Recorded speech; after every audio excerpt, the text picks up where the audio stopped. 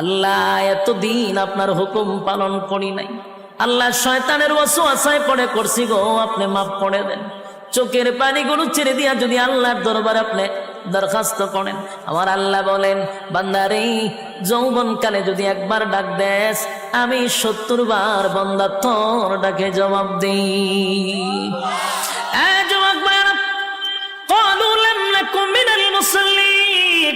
যারা দুনিয়ার জমিনে মুসল্লি ছিল না তারাই তো জাহান্নামী, এক নম্বরে জাহান্নামে যাওয়ার কারণ।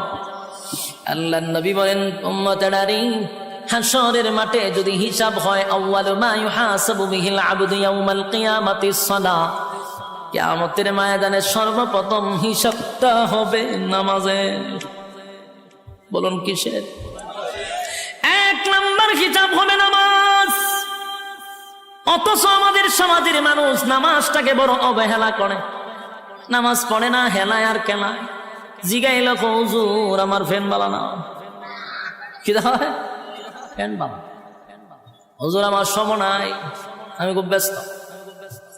আল্লাহ বলবে বান্দারে সময়ের মালিক তো আমি, রাইতে দিনে ২৪ ঘন্টা সময় তো আমি দিছি, আমার দেওয়া সময় কেন আমারে দিলি না?